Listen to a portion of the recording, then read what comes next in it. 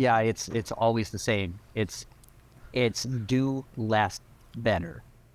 Everybody tries to add too much stuff. You're just too generic. Do one thing so exceedingly well that that is what people buy it for. But I think people really get caught up with looking at perceived competitors and I can't enter the market unless I do this and that. And I'm like, no, you don't. You need to do what you are doing so much better than the other people that's why people switch. Because if you start really diving into the other product, you see everybody else has gone an inch deep just to check a box.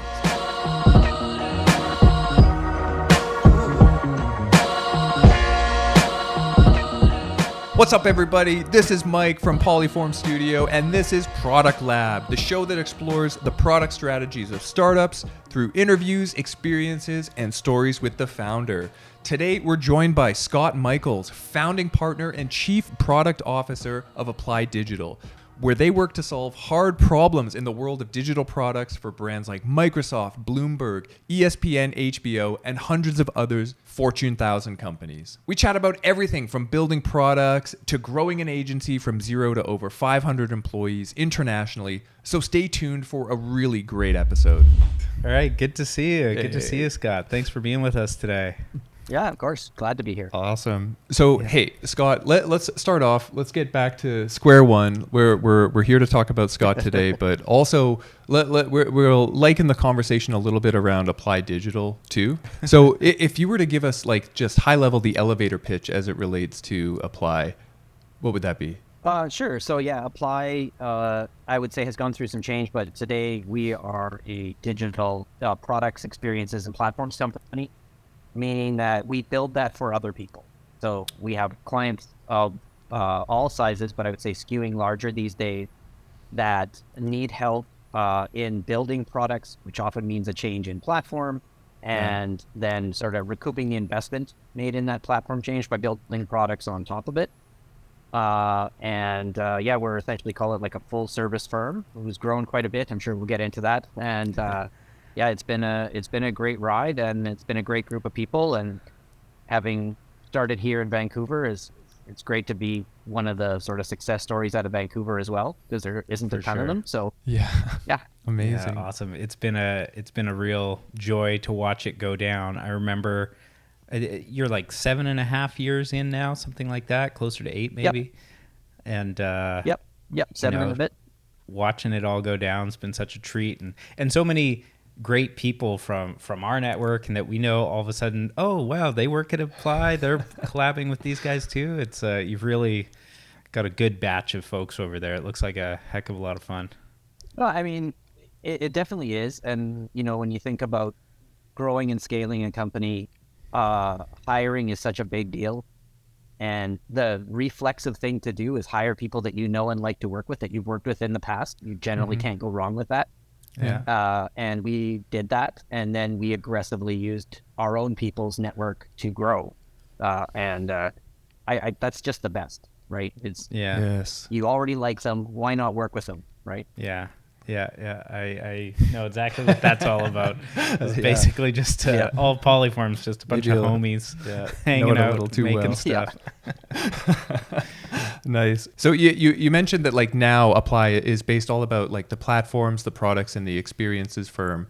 But what was it? Was that like initially the goal of the agency when you guys had kind of like founded it together, or No, I mean, and it was a different time then, to be as you would imagine. So 7 years ago, there was a real lack of, let's call it, a company that was focused on building products for others. There was development firms or design firms, but no one that said, actually, I can build you a product. And your client at that time often would be, say, some company, and they would have an IT department, but not a product capability.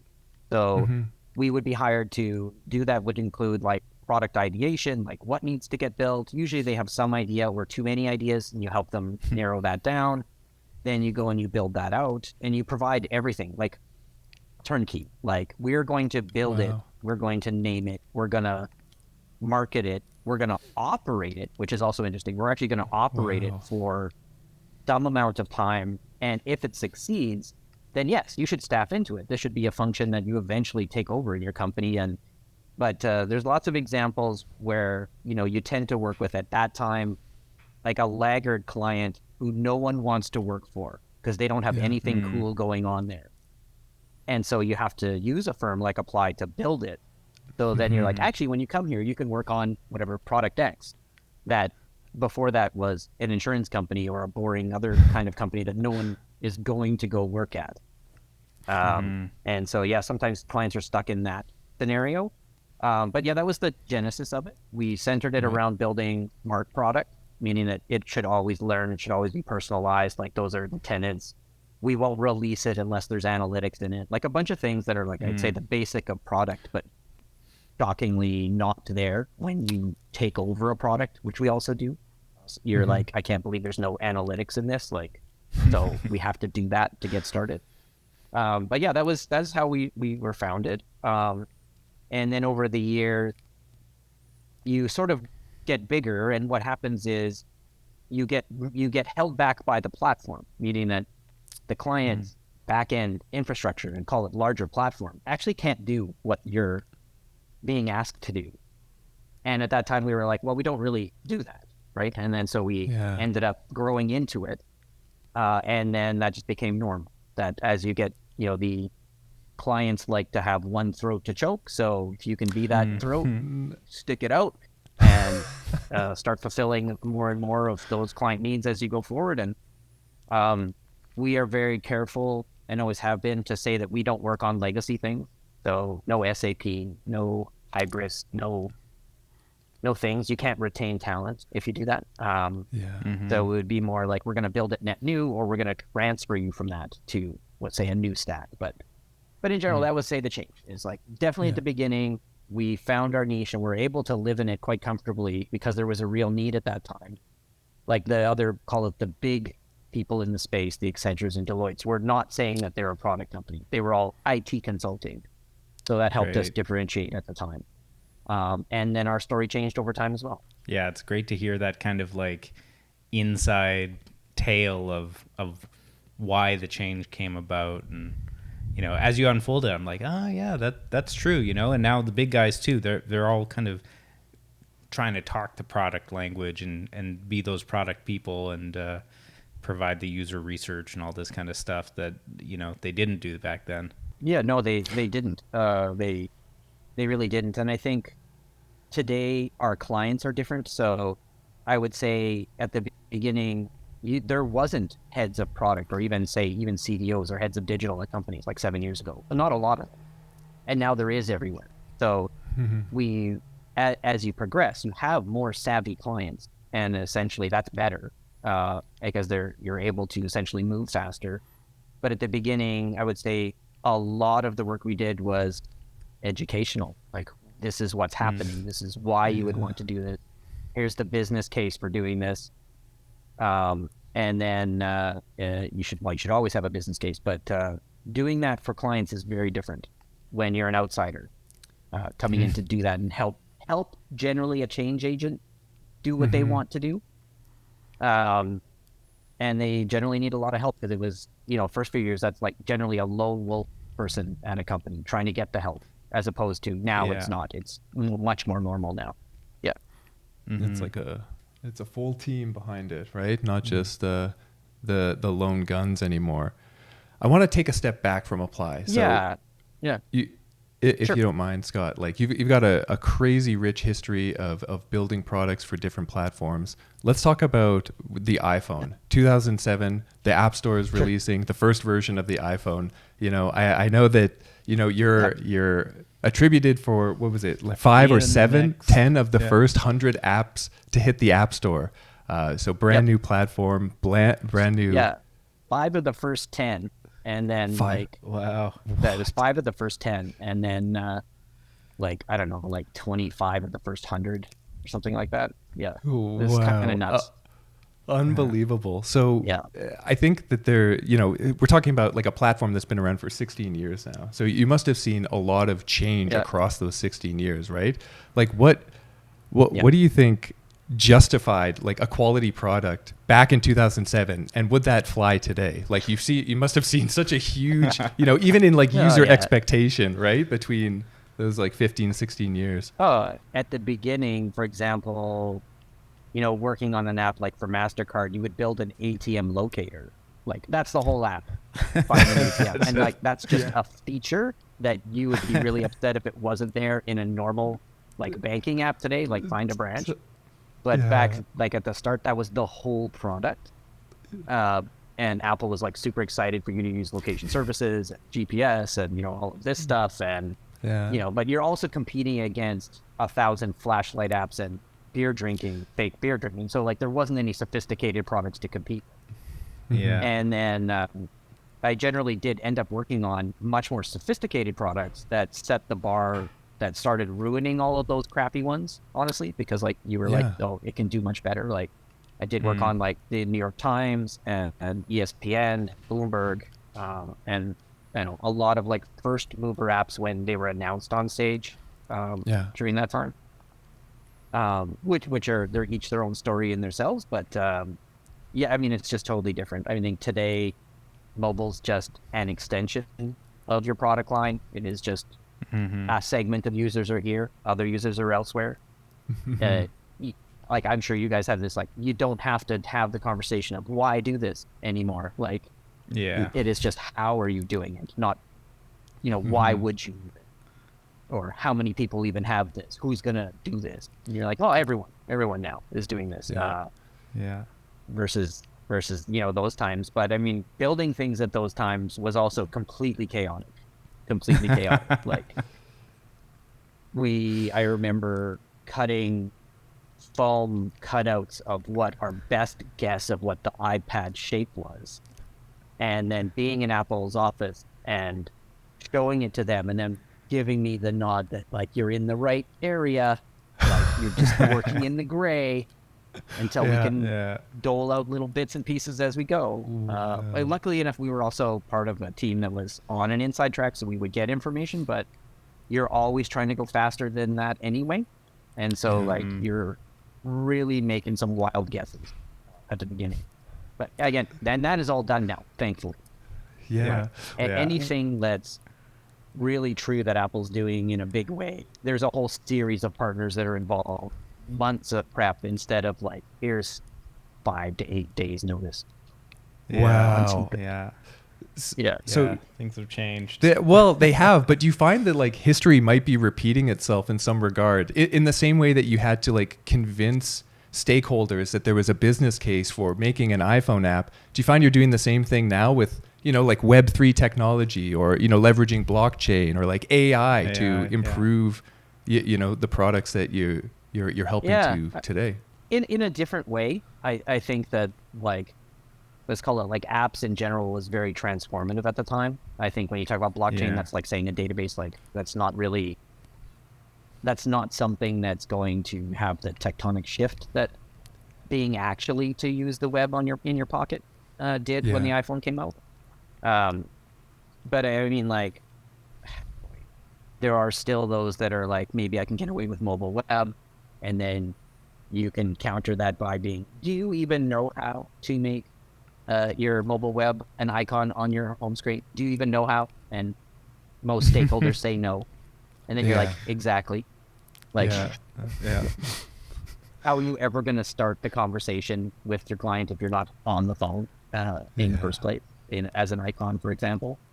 But yeah, I think those other things are different. I think that like metaverse, and I would say the AI stuff is almost like a separate conversation because it's so much more real than the other hype cycles.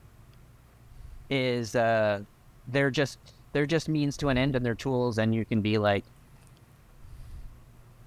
are you doing this for a marketing reason and a PR reason versus a real reason? And both are valid. I am very happy to build something on the blockchain 2 years ago so that you can have that in a press release. Very happy to do that. Because why not? That's part of succeeding in a product. You need a reason for it to get written about. If I'm really, really forcing it, then no, that's a terrible idea. And like today, you would have a much more nuanced conversation about that. Like, is it the right thing to do? Versus like, because you're not going to get the splash that you were. Versus AI, which is we're already building legitimate consumer enterprise products with it. and it doesn't have that I need to explain it to you, because it just works. It works a lot better. Yeah. It's interesting how you mentioned, the hype cycles and how they are different. And I think even on a much smaller scale and with mostly early stage startups over at Polyform, we saw a lot of the same thing. Was, last year, well, like early last year, the year before, a lot of Web3 folks and a NFTs. lot of explaining as to why it needs to be on the blockchain. And now, working with a lot of these AI tools with people in AI workflows, it's just, that solves all these problems we had with development or with productization or whatever. It's just like a no-brainer. It just works and does the thing. Yeah, it's not even in the same ballpark of conversation, right? Like if you talk about Web3 today, when using it in a product of any type, inherently you're also having a very long conversation about friction. How much friction are you willing to add to this product? Do you need a wallet? Do you need a special wallet? Yeah. How much of a wallet do you really need? Can you get away without a wallet? Can you get the press release by having blockchain in the back end? And maybe it's not even blockchain at all. Like you can go through all of that with a client, versus like with AI, you're just like, listen, 17 new things happened yesterday. We got to talk, right? Yeah. Let's catch them up. So like I think this is Yeah. actually like a really interesting like line of thinking. So we talked about you were around for the beginning of this kind of like new platform, right? The App Store, the iPhone. Not to say that like mobile design is on its last legs of the life cycle, but the writing is kind of on the wall, right? We're talking about augmented reality, Apple dropping the headset this year. What of these like futuristic, these coming technologies, we talked about AI, have you been super excited about? Like, what do you think is going to be like the largest revolution in terms of like the types of products for this new technology? Well, I mean, it's head and shoulders. It's AI enabled products, like head and shoulders above. Yeah. I think that that's like a given. Like I'm not even guessing. That's a given. In fact, it's already happening, because this cycle is going so fast on this part of it. And then like I would say, like in the headset front, the whole AR side and everything, I think it's still trying to find its use case that the masses can't live without. Yeah. And once that hits, then you're there. Like that's it. And then that will expand the people that will use other products. But I mean, you build something today. Like I have a couple of really great products that in AR and VR that I really, really love, but they're so niche. Like I really like, I have this beta of this guy who's building a product where you put on, in his case, it's one of these, and the Oculus Pros, and it's kind of like Guitar Hero, but you play the piano on your own piano, and it teaches you songs. I know this one. Because you look at it's like, it's more of a mixed reality. You look through your glasses, you see your own keyboard, and your own keyboard lights up. And I'm like, this is the kind of thing you dream of, but it's very neat. But you're like, this is a really great use case for this. And there are so few others that make any sense other than for marketing stunts. And and I mean, like, there's lots of examples in like the past year. Like, so we do some work in the metaverse, or we talk to our clients, and we definitely take them into like Decentraland and go, check out this dead mall, enjoy. Oh my gosh. Like, why are we even talking about this? Like, don't go here. And we counseled at the time, like, just don't do this. Like, there's nobody here. Right. And I was a little worried about that with AI, when it's like the entire crypto bro community turned into AI experts in a 8-hour span. And just, I was like, oh my God, we're about to ruin this.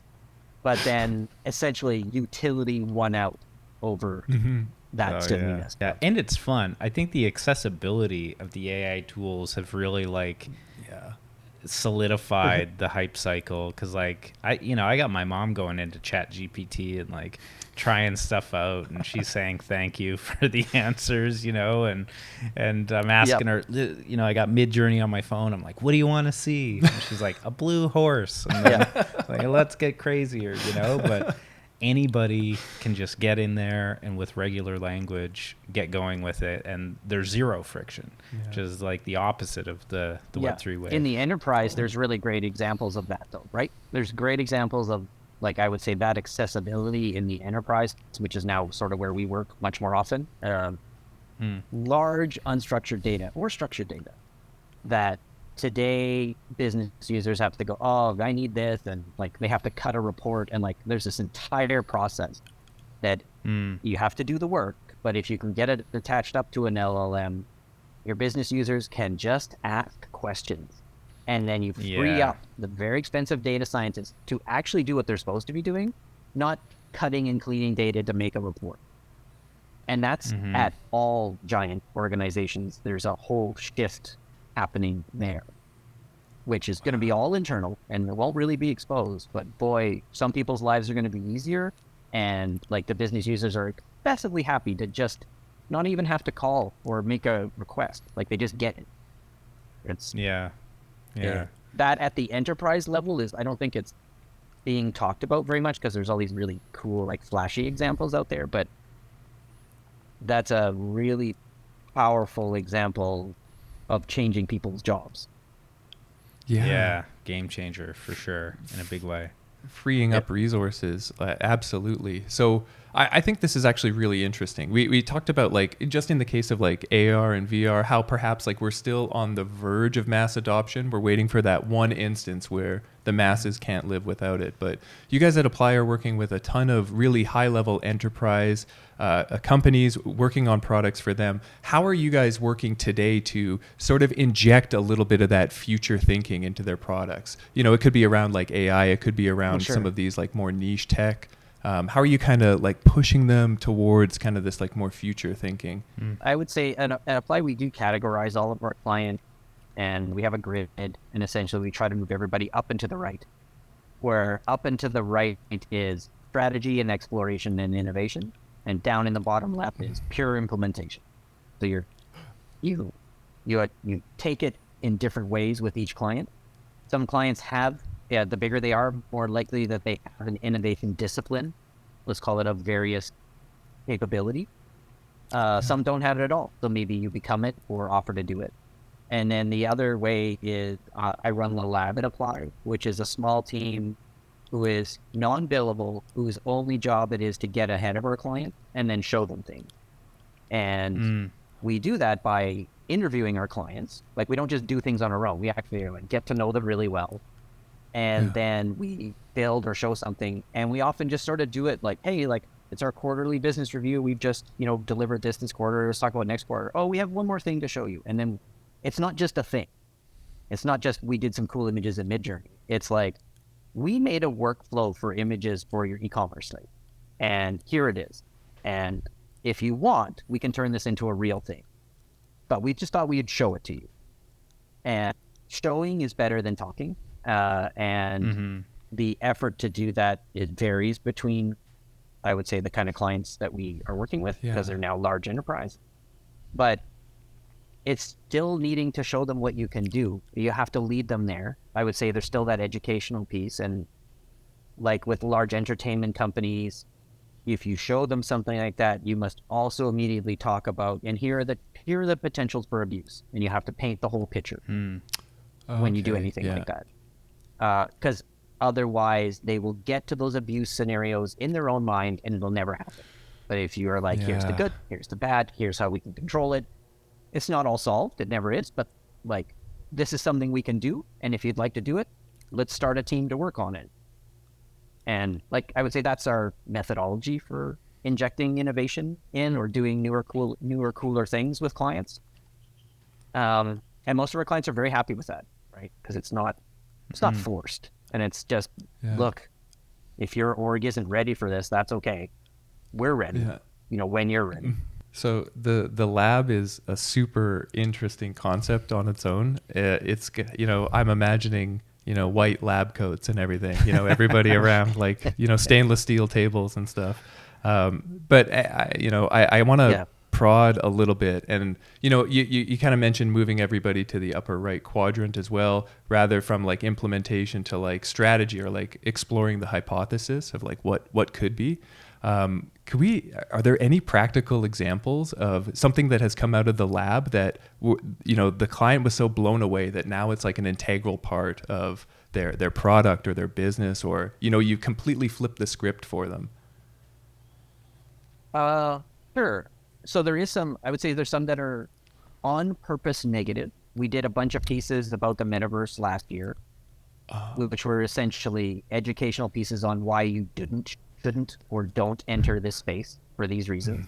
Nice. And we used those, that's what we presented to sort of say like, hey, like, don't do this. Like, don't waste your money right now on these things.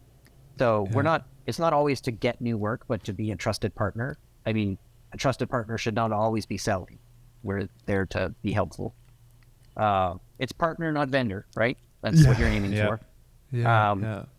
And, so like, I would say that's very tactical. The other ones is, so we did some work around the loyalty space, and I can't talk about the new stuff we're doing, but we, for example, tore down the Polygon offered Web3 Starbucks loyalty program. And they're basically like, it's not Web3. It's really not. Let's explain that, because it's getting a lot of hype for being what it is, but it's not really as Web3 as people think. And then that just leads to these conversations around, well, this is the right way to do that. Here's why you would want Web3 in a loyalty program. Here's where you would not. And you can go forward from there. I think that's really, really tactical work that people can grab onto. Like, what's a better example is we like hooked up Mixpanel to a bunch of the metaverses at the time. We're like, what first party data can you get out of this thing, right? Because I think a lot of marketers were like, oh, I can do all kinds of crazy stuff in here. And I'm like, yeah, with a bunch of completely anonymous people that you cannot market to, right? Like, exactly. Not useful. And so we were like, well, let's hook up Mixpanel and some other analytics kits. We're like, what could we get out of this thing, like, if we forced it? And, we published all of that. And I think that's good work to do, is things like that. Yeah, the lab is like the dream, just unbillable, hanging out, just making cool stuff with all the latest technology, exploring. I don't know if you know, but we have a Polyform Labs where we do all of our in-house experiments, and it's not at the scale or sophistication that you're describing here, but most of the time it's us just like being like, could we make a phygital thing, or could we explore this piece of tech, or like we've been screwing around with like Chat GPT enabled like little toys, putting like speakers and the guts of like an Alexa basically in them and stuff like this, and just kind of like the fun, kind of explorative design and artistry side of things for, mostly our benefits, but it sounds like you're doing it for the clients, which is better. Yeah, it's a little bit different than what you're doing. I would say the start of the lab was very, what are we interested in and what should we show? And today the lab is, what are our clients need to know that's at the edge of what's coming? Yeah. And it's much more tactical around, this is coming, we need to get ready, we need to be able to have these conversations intelligently with you about this, ostensibly so we can do the work, like when it does come, and it's okay if it doesn't, but we also make a great effort for reuse. Like, okay, so there's 20 things that all the clients want to learn. We have an overlap across 7 of them. Okay, that's the one we're going to do. I want to change directions a little bit with the conversation. I want to tie back to Scott and your expertise. So, a crazy long career in the digital space, in the product now experience, and whatever the next phase is, development. I noticed that like mentorship is a huge part of your background as well, right? We're working with Techstars, Disney's accelerator as well. I'm sure you've had a ton of exposure to a variety of different startups, ideas, products, that kind of thing. What's the singular piece of advice you find that you give to the same group over and over again? You know, like if you had like one blanket solution or advice term that you could offer to somebody in a position like that, would it be? It's always the same. It's do less better. Everybody tries to add too much stuff, and then like you're just too generic. Do one thing so exceedingly well that is what people buy it for, and then you can expand into the other things. But I think people really get caught up with looking at competitors or perceived competitors, and I can't enter the market unless I do this and that. And I'm like, no, you don't. You need to do what you are doing so much better than the other people that's why people switch. Because if you start really diving into the other product, you see everybody else has gone an inch deep just to check a box. Like, is it always like this, like a common mistake that you see everybody make? Is they're just trying to do too much all at once? You need to just, double down on what you're good at. I mean, it's a little bit not of it is true. It's always too much, but I would say it's because it's too wide.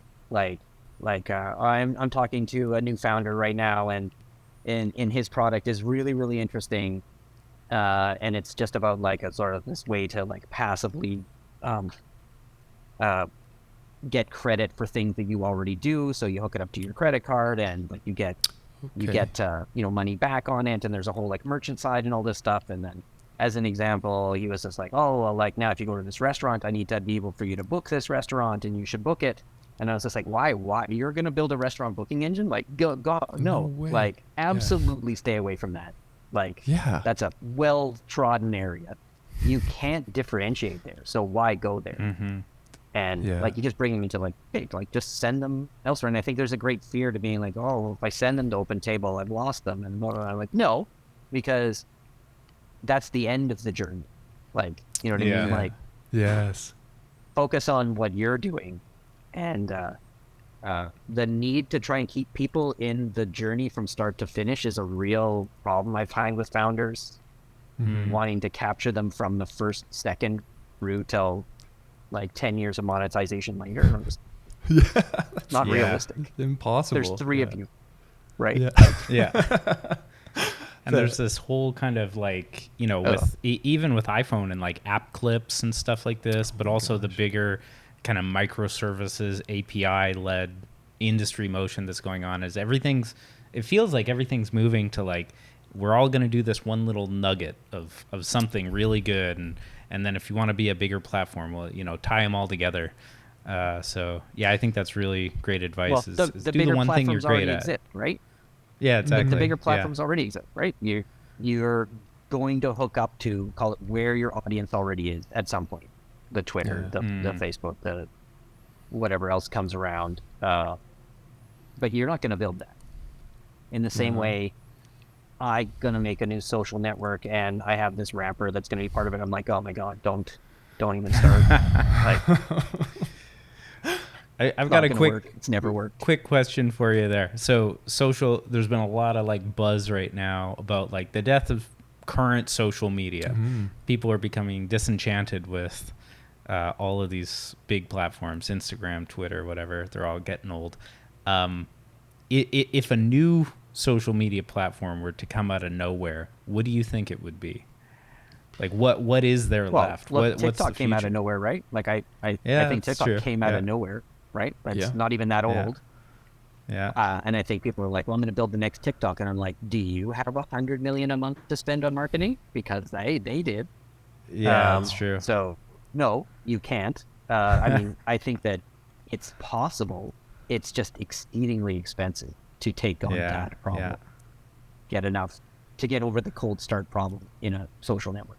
Unless you're in an extremely small niche, and then you're fine with that, right? But here's our niche of trading card breakers. Yeah, okay. Passionate community all together. Great. Enjoy it. You're not going to be millions and millions, but you're good. Yeah. Niche and down. But I think your question is more like, people get upset with the stuff. I think that the idea of algorithmic driven stuff is not going to go away. I think there'll be more curation in it.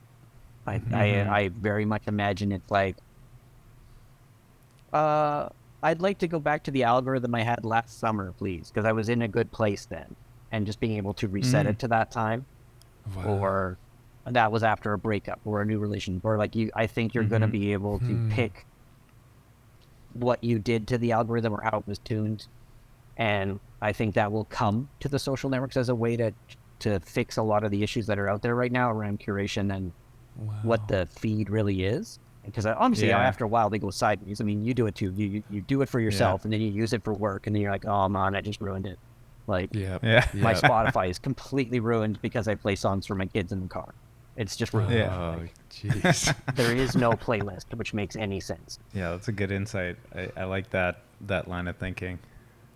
I was going to say, like, because, you know, I just wanted to drop this one thing because I think we really went full circle with the conversation about, like, you know, products today, companies today are trying to do too much. We need to go back to simpler times. We need to go back to 2007 when everybody's making apps for Drinking ATM beer. finding or beer drinking. Yeah. We need the number one beer. Yeah, Just do what you're good at. Yeah. Just do that well. Yeah. Awesome. So, I think that people want that. I think that you find that across all the industries that, eventually there's an aggregator and that's fine.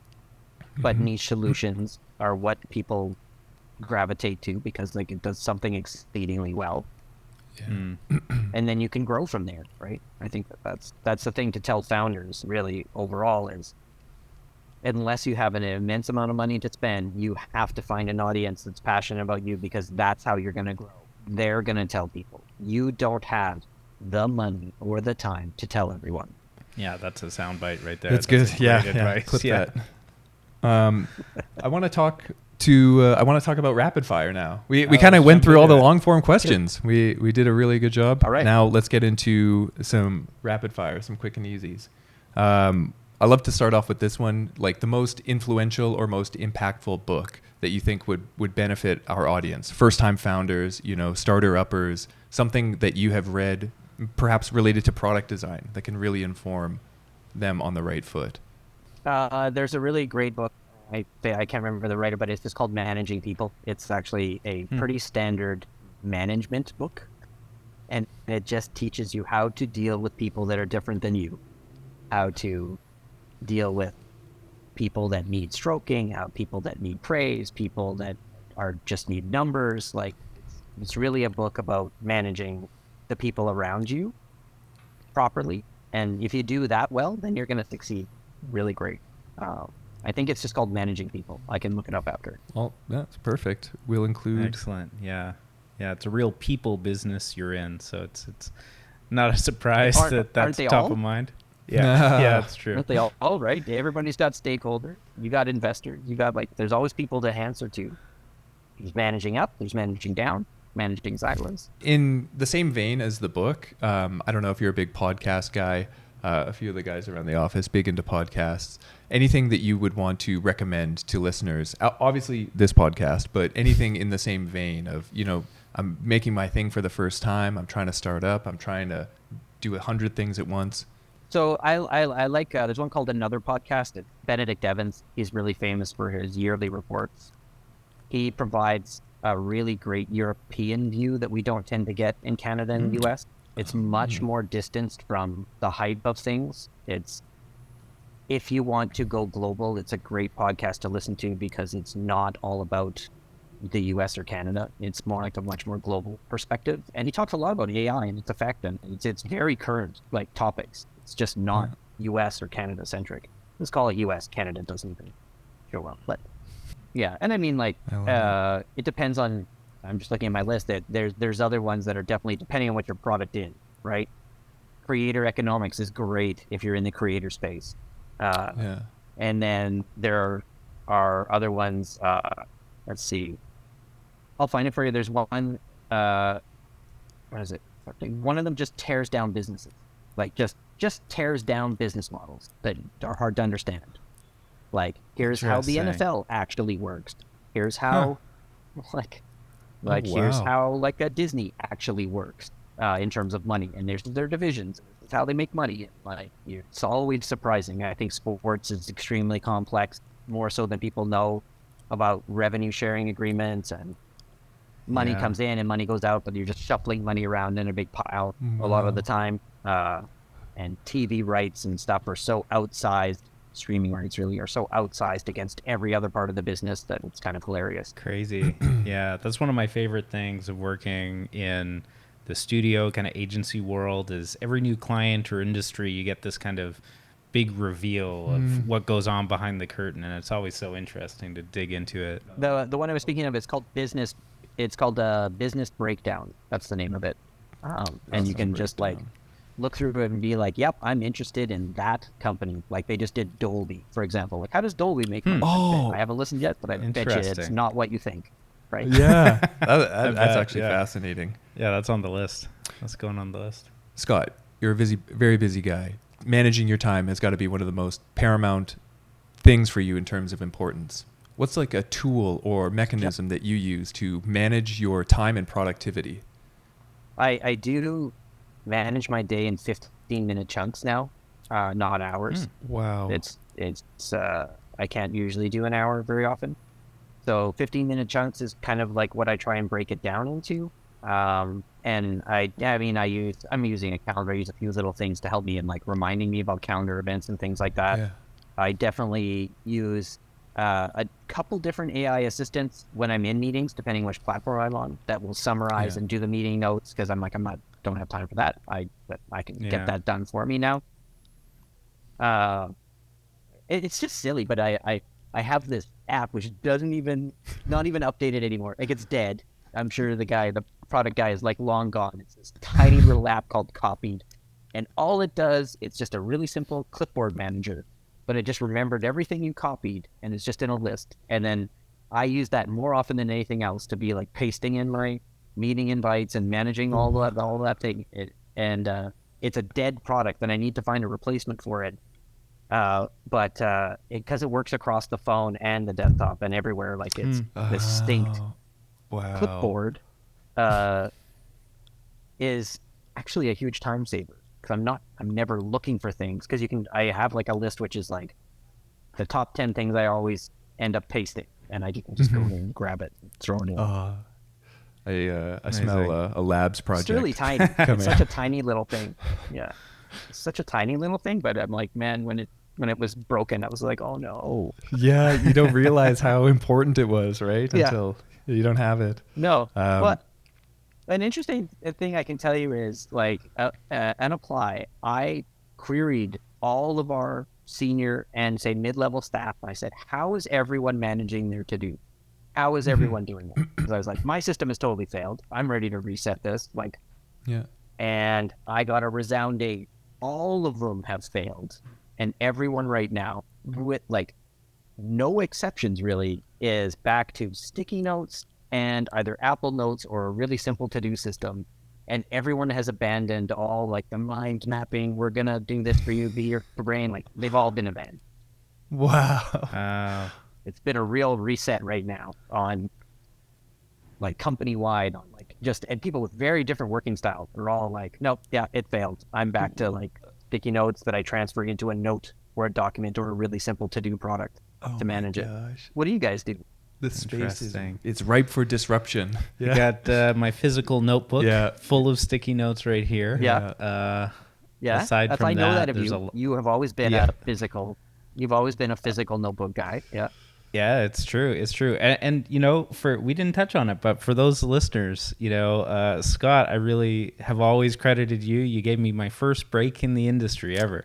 A very long time ago, you know, we got to work on some of those early iPhone things together, designing apps in Photoshop, printing out the implementation manual for the development team. It was back in the day.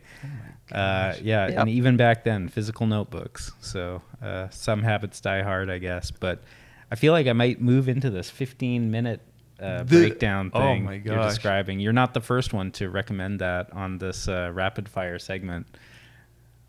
Crazy.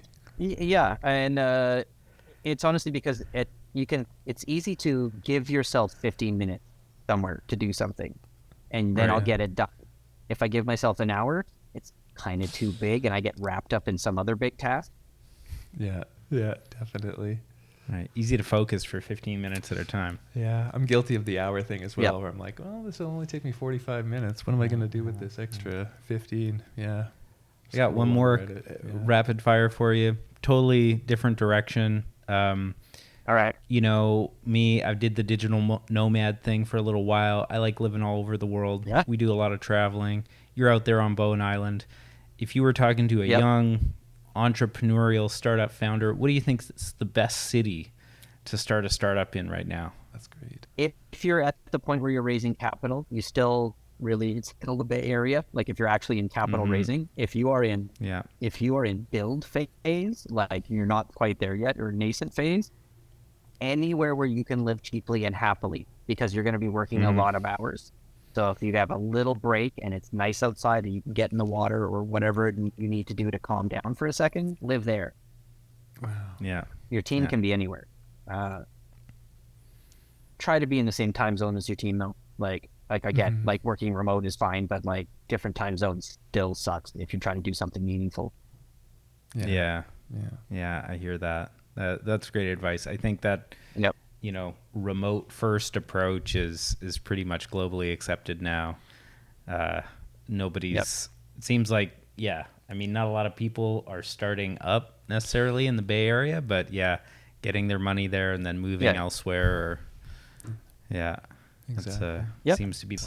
That actually leads me to one more question, because I know it's super important to apply. It's super important for us at Polyform, is about how to build a great company culture when you're remote first, because it's difficult. You mentioned some things there that were great culture builders.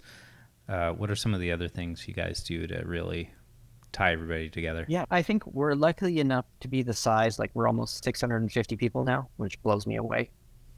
Yeah, that's wild. We're at the size where we Congrats. have a dedicated people team, right? That is like in each jurisdiction, doing things, like basically doing the work to keep people engaged with each other.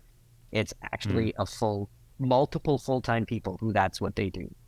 So Good. like you can't just ignore it, and it's not just going to happen. Like you actually have to have people whose that's their job to go make that happen, and that includes like just trying to get, if people want to work together, make it happen. Like just figure out the logistics. If people want to see each other, don't make that something that feels like a burden to ask for.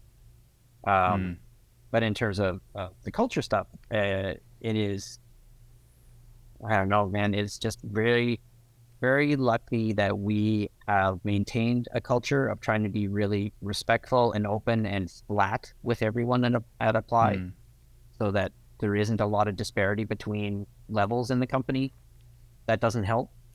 And celebrating. We do a lot of celebrating. We have a few different ways people can recognize their coworkers for something good that they did, and we broadcast that very loudly. And when you're remote like this, and we work on so many different things, we are showing the company other things we're working on all the time. And Yeah, awesome. that leads to people recognizing work that we're doing that they may be personally interested in.